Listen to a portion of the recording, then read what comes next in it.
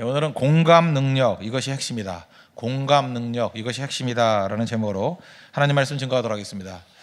그리고 최근 들어서 우리 한국 교회에서, 우리 많은 교회에서 기름 부음이란 말을 상당히 많이 사용하는 것 같습니다. 어노인팅, 예배 시간에도 많이 사용하고, 특별히 우리 한국의 대표적인 어떤 교회에서 주로 이 기름 부음이란 말을 굉장히 많이 사용했어요. 그래서 찬양팀 가운데도 기름 부음, 그러니까 촌스러워 보이니까 어노인팅 그래가지고 찬양팀도 있고요. 근데 엄밀히 보면 이 기름 부음이란 말이 약간은 좀 남용되고 있지 않나, 어떤 곳에서는 왜곡되지 않나, 이런 생각을 갖습니다.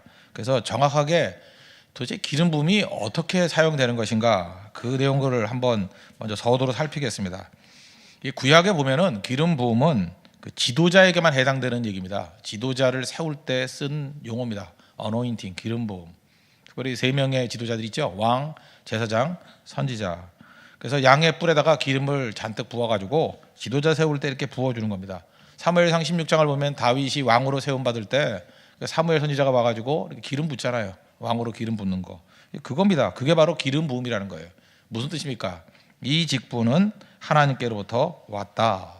그것을 보여주는 것입니다.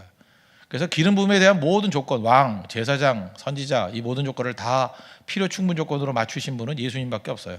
그래서 예수님이 기름 부음 받은 종입니다. 예수님이 기름 부음이라는 거예요.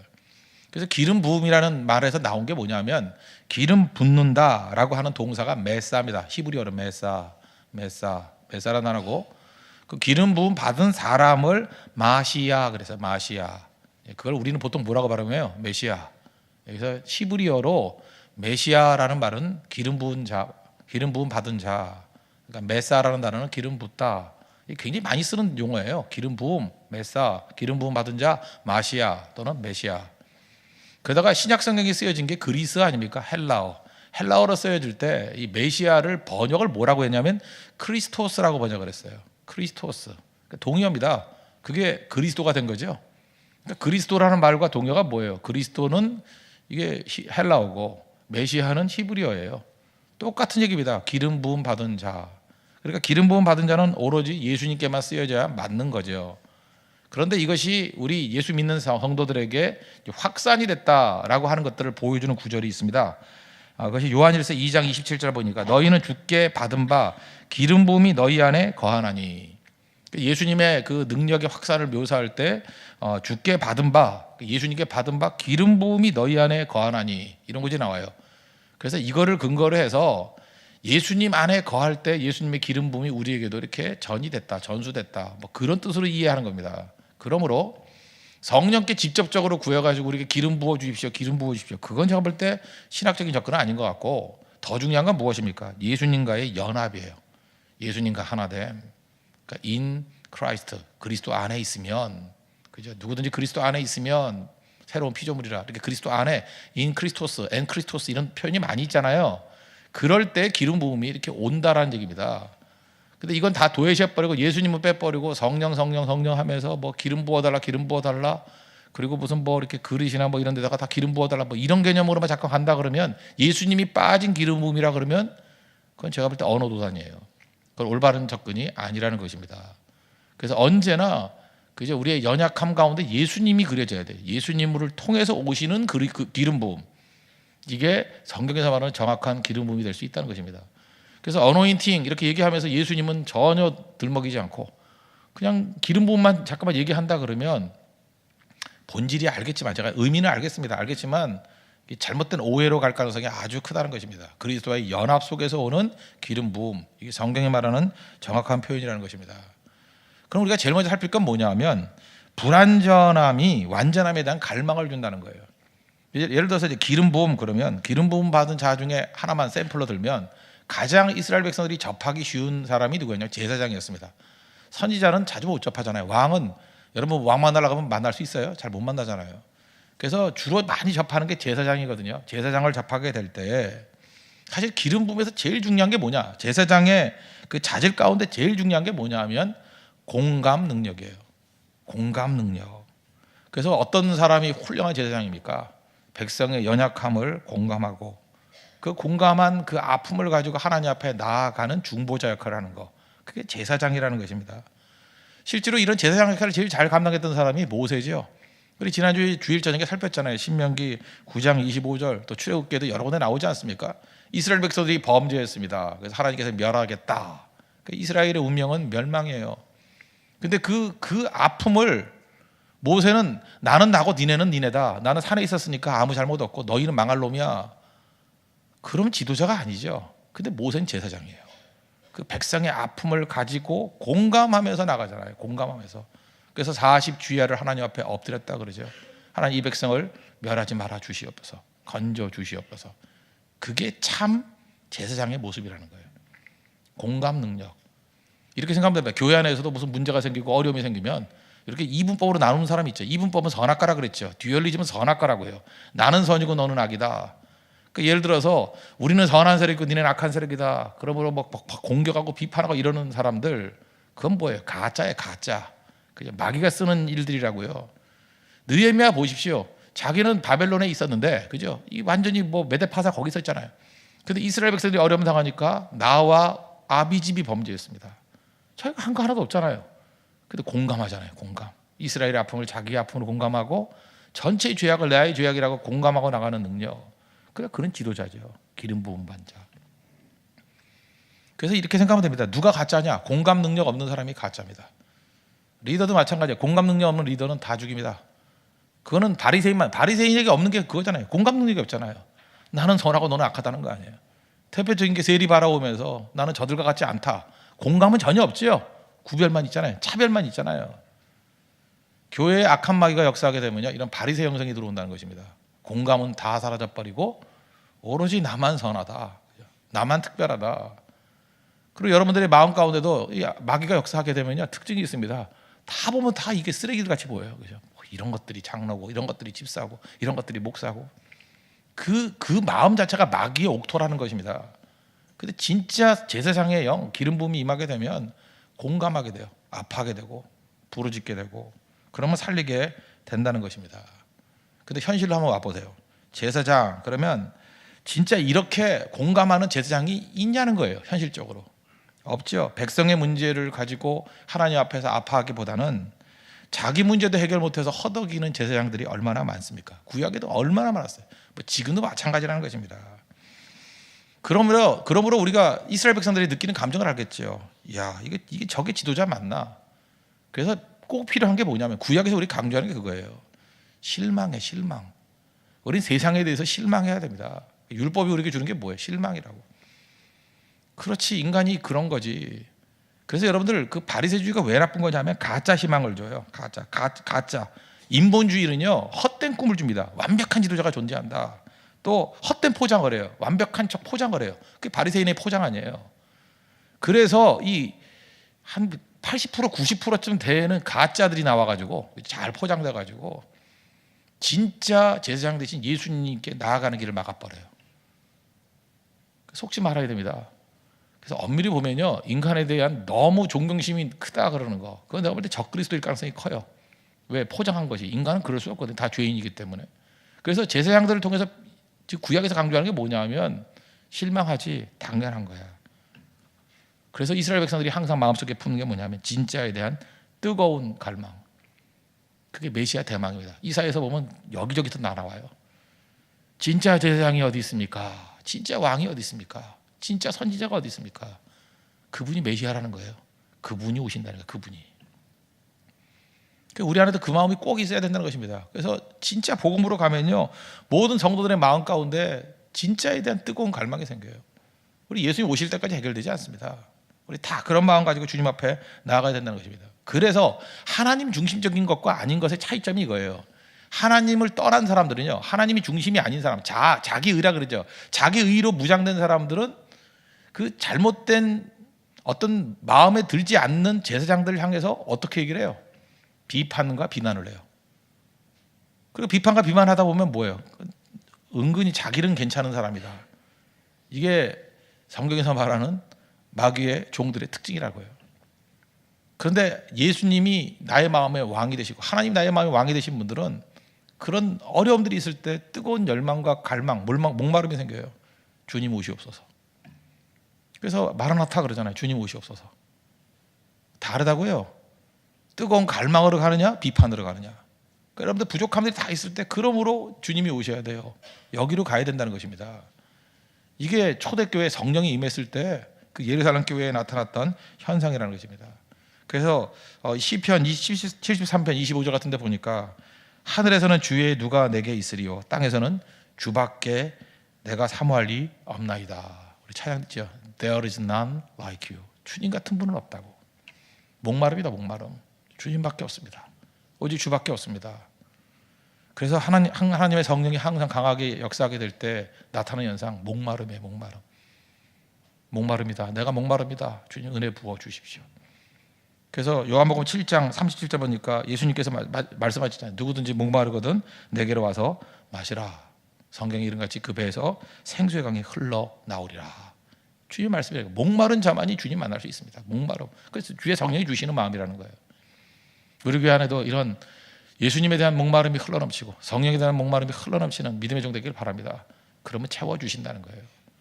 그래서 배부른 헛된 배부름이 아니라 언제나 목마름이 있는 하나님의 거룩한 종 되기를 바랍니다. 그럼 오늘 본문을 통해서 살필 수 있는 두 가지죠. 예수님으로 충만한, 다시 말해서 그 목마름을 채울 수 있는 예수 그리스도의 성령으로 충만하면 기름 부음이 있으면 어떤 일이 벌어지냐. 두 가지 현상이 나타난다는 거죠.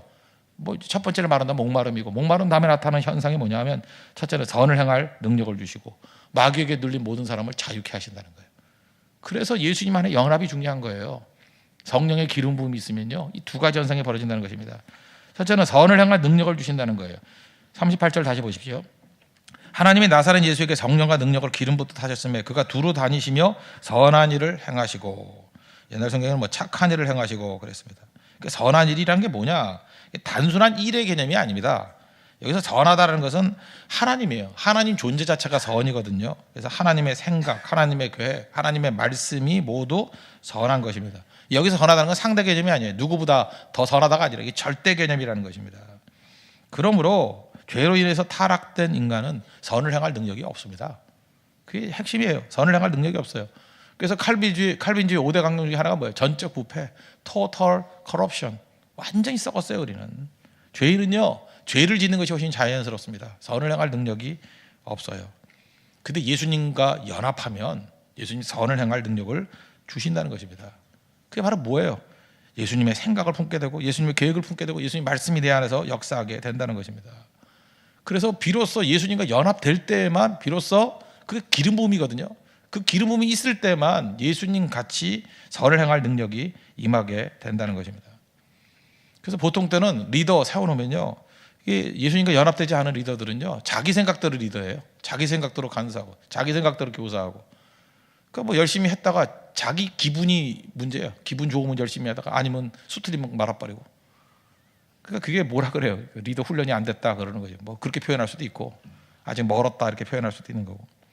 잠언 27장 23절 보니까 내 양떼의 형편을 부지런히 살피며 내 소떼의 마음을 두라. 언제 이게 가능해요? 주님과 연합했을 때, 기름 부음이 있을 때. 이게 선함이에요. 선함. 이런 선함이 토부가 가능해진다는 것입니다. 그래서 선한 일은 중요한 게 뭐냐, 예수님과 연합 속에서만 선한 일이 가능하다고요. 우리의 능력들도 있죠. 능력들이 언제 연결이 되는지 알아요? 예수 그리스도의 선함과 연결이 돼야 돼요. 선함과 연결이 돼야 비로소 우리로부터 이게 드러나기 시작한다는 것입니다. 구약성경에는 요셉을 보십시오. 지혜로웠죠. 지혜로운 사람이 요셉밖에 없었어요. 7년 기근이 있었습니다. 7년 풍년이 있고 7년 기근이 있어요. 여러분 지혜가 이런 겁니다. 바보 천치들은요 밤낮 이래요. 기근 한번 만나면요 세상 다 끝장나는지 알아요. 야 뭐 세상 끝이 다 말세다 이러고. 교회도 마찬가지입니다. 교회도 부흥기가 있고요 침체기도 있는 거예요. 그건 뭐로 생각하면 풍년의 때도 있고 흉년의 때도 있는 거예요. 기근의 때도 있는 거라고. 그러면 기근의 때는 어떻게 하면 되죠? 어떻게 하면 돼요? 풍년 때 뭐 하나 뜬 것 같고 잘 먹여주고 그 다음에 계속 기근이 있는 게 아니에요. 7년 지나면 다시 또 풍년이 온다고요. 그때까지 기다리게 만들어야 되는 거죠. 잘 보세요. 이스라엘 백성들이 바벨론에 70년 동안 포로로 끌려갔습니다. 의미 없는 시간이에요? 믿음 없는 사람들, 아무것도 뭐 평안하다 그런 사람들이 다 좌절했어요. 가짜니까. 가짜들은 나라 망하기 전에는 나라 안 망한다고 떠드는 긍정적인 메시지 증거하다가 나라 망하니까 어디 갔는지도 몰라요. 완전 좌절해가지고 사라져버렸다고. 예레미야 선지자 같은 사람 보십시오. 나라가 온전할 때는 이 나라 망한다 그러면서 회개를 촉구했고요. 나라 망하고 난 다음에 뭐라 그래요? 소망이 있다. 끝난 거 아니야. 하나님이 돌아오게 하셔. 그다음부터 또 소망의 메시지죠. 왜 그래서 하나님이 중심이랬기 때문에 그렇다는 거예요. 그러면 흉년의 때, 기근의 때, 바벨론 포로 때 아무것도 안 배웠어요? 그때 믿음이 다시 세워졌죠. 그때 예배가 무엇인지를 깨닫게 됐고요. 회당이 생겨서 말씀 운동이 벌어지게 되었고요. 철저하게 하나님 앞에 헌신하는 일들이 벌어졌습니다. 그리고 바벨론 포로로 돌아와서 오히려 이스라엘의 종교는 갱신됐죠. 그렇지 않아요? 그게 무너졌어요? 그럼 우리 한국교회도 마찬가지 아닙니까? 부흥의 때가 있었어요. 풍년의 때예요. 그럼 흉년의 때 아무 의미가 없어요? 이때 진실을 배워야죠. 이때 예배가 무엇인가? 하나님 앞에 기도가 무엇인가? 그죠? 하나님 앞에 말씀이 얼마나 중요한가? 그래서 말씀 듣고 잠잠히 무장해야 된다고요. 그러면 얼마 지나 때가 되면 다시 하나님께서 부어주셔요. 근데 흉년의 때 떠드는 바보들 있죠. 뭐 나라 망한다, 뭐 교회 망한다, 뭐 이제 끝장났다 이러면서 꼭 보면 가짜들은 그렇게 설친다니까. 가짜들은 오히려 신나하는 것 같아. 교회가 어려워지는 걸 신나가지고. 그죠? 뭐가 그렇게 신난지. 부흥할 때는 찍소리도 못하고 있다가 어려우니까 막 개나 소나 다 뛰어나와가지고 망한다 망한다. 가짜들이기 때문에 그렇다고요. 진짜는 뭐래요? 엎드립니다. 진짜는 뭐예요? 말씀 붙들어요. 진짜는 어때요? 예배에 집중한다고요. 왜? 기근은 영원히 이식되는 게 아니에요. 그래서 이 시대에 요셉이 필요한 겁니다. 요셉. 그게 바로 선함. 하나님이 선함을 위해서 우리를 부르셨다는 거예요. 때에 맞는 지혜입니다. 지혜. 그렇게 붙들린 바 된 거죠. 그런 걸 여러분들 이게 선함이란 거 이런 거예요. 이게 또 똑같은 건데 어려움 당하면요 사람들이 그래. 자기만 이렇게 바라보는 경우가 있어요. 자기 무드. 그러니까 기분이 문제랬잖아요. 젊은 사람들도 자기 기분이 좋으면 선이고 기분이 나쁘면 악이고 나이 들어도 마찬가지예요. 그래서 이 자기의가 무서운 건데 자기에 사로잡힌 사람은요 오로지 자기밖에 없어. 내 기분 나쁘면 세상이 다 어두운 거예요. 내 기분 좋으면 세상이 다 좋은 거고. 이때 해야 될 일이 뭐냐 하면 자기에게 집중된 것을 벗어나서 저 선교도 가고요. 성긴도 하고 밖으로 나가라고. 밖으로 나가서 나를 통해서 예수님과 연합됐을 때 나를 통해서 선이 나가는 것을 봐야 돼요. 내가 부족하지만 네팔 선교 가가지고 말씀을 증거했더니 주께로 돌아오더라. 내가 한번 안아줬더니 사람들이 그 마음의 치유를 받더라. 이게 바로 뭐예요? 나를 통해서 예수와 연합이 돼서 선이 나가는 거죠. 그러면 치유돼요 본인도. 근데 마귀의 특징은 뭐예요? 방구석에 처박혀가지고 절대 못 나가게 만들어. 돈도 있고 시간도 있고 모든 조건이 다 되는데 죽어도 선교 안 가고. 인도 갑니다 4월달에. 그럼에도 불구하고 인도는 너나 가라. 나는 차도에서 놀겠다 이러면서 절대 안 가는 사람들이죠. 그 이유가 그거라니까. 이유가 선이 나로 향해서 흘러나가게 못하게 만들고 밤에 자기에게만 사로잡혀 있는 거라. 자기에게만. 우울증이 뭐예요? 나한테 사로잡힌 게 우울증 아니에요. 불면증이 뭐예요? 나한테 사로잡힌 거 아니에요. 나를 떠나야 된다고. 나를 벗어나야 된다고요. 성령의 기름 부음이 있으면 되는데 그게 바로 예수님과 연합하면 나를 잊어버려요. 나를. 세상과 나는 간곳 없고 구속한 주만 보이도다. 그렇게 된다고요. 세상에서 제일 큰 장애가 누군데? 나 자신이에요. 나 자신. 근데 그놈의 죽여버리라는 십자가에 달라는 나 자신을 못 버리고 계속 내가 어떡하나 내가 자기에 집중하니까 자기 속에 보이는 건 뭐예요? 절망과 우울함과 어두움밖에 더 보여요? 그러니까 어두워지는 거죠. 그걸 뛰어넘어서 예수님 바라보라. 주님만 바라보라. 그 주님을 통해서 부족하지만 흘려보내는 거예요. 계속. 기근의 때는 그렇게 사는 겁니다. 그 주님 바라보고 버티잖아요. 그죠? 꾸준히 주님 바라보고 흉년 끝나죠. 흉년의 때는 특징이 뭐예요? 살아남는 거예요. 서바이벌이에요. 살아남으면 그게 승리예요. 그 다음에 하나님께서 큰 은혜를 부어주시더라는 것입니다. 이게 기름 부음의 특징이라는 것입니다. 또 하나는 뭐예요? 마귀에게 눌린 자에게서 자유를 주십니다. 그 하반절 보십시오. 38절. 마귀에게 눌린 모든 사람을 고치셨으니 이는 하나님이 함께 하셨습니다. 우리 주기도문에 나오죠. 다만 악에서 구하옵소서. 악이 누굽니까? 마귀죠. 마귀의 권세를 묶고 영혼을 자유롭게 만드는 것. 그게 꼭 필요하다는 것입니다. 이 자유는 어디서 나와요? 마귀에게 눌린 거. 마귀는 말씀 안에서 다 눌려버려요. 눌린 게 해방돼요. 우리 갈라디아서 그 보면은 저는 이게 너무 좋다고 생각합니다. 갈라디아서 5장 1절 보면은 우리에게 그 자유의 헌장이 우리 보여주죠. 다시는 종의 멍에를 매지 말라. 마귀는 우리를 이렇게 얽매게 만드는 거예요. 이렇게 죄의식에 사로잡히게 만들고, 그 다음에 우리를 하여금 뭐 우울함에 사로잡히게 만들고, 환경에 사로잡히게 만들고, 욕심에 사로잡히게 만들고, 속박에 속박. 진리할지니 진리가 너희를 자유케 한다 그랬잖아요. 예수님과 연합되면 우리에게 비로소 자유로움이 임하게 된다는 것입니다. 그래서 필요한 게 뭐예요? 복음이에요. 복음. 그래서 기근의 때 해야 될 일이 뭐예요? 먹어야 되잖아요. 계속해서 말씀 먹이면 돼요. 그런 힘을 얻고 방향이 됐던 사람들이 다시 일어나게 된다는 것입니다. 책 한 권 소개하겠습니다. 한 5년 전에 쓰여진 책인데 복덕방 이야기. 복덕이 아니라 복덕방 이야기. 2009년에 나온 책인데 이상하게 우리 교회에서 이렇게 그 섬기는 선교사님들 오면 그 기아대책 선교사님들이 많아요. 네팔 선교사님도 그렇고 캄보디아 선교사님도 그렇고. 기아대책 회장님인 그 정섭 장로님. 정이 두 개의 중복이 돼요. 정섭 장로님 회장님이시거든요. 1989년에 세워진 게 기아대책입니다. 기아대책 NGO인데. 근데 안타깝게도 작년이죠. 2013년 12월쯤에 돌아가신 걸로 제가 알고 있어요. 예, 소천하셨어요. 혈액암으로 돌아가셨는데 참 훌륭한 분입니다. 평신도 치고는 이렇게 훌륭하게 사역하시는 분도 없어요. 이분이 그러니까 돌아가기 4년 전에 썼던 책이 2009년도에 제가 우연찮게 그 책을 기아대책에서 줬던 책을 오래간만에 봤어요. 다시 한번 돌아가신 분이 무슨 말씀하셨나. 또 갑자기 저도 NGO를 좀 만들고 싶어가지고 도대체 기아대책이 어떻게 세워졌나 하고 이렇게 쭉 읽어봤더니 복덕방 이야기 거기 나오더라고요. 근데 그 챕터 1부터 야 이분이 내가 왜 이분을 살아계실 때 왜 내가 깊이 교제를 안 나눴을까 할 정도로 깊은 해안이 있어요. 왜 복덕방이냐면 복이 복음이에요. 떡이 떡이고 브레드 빵.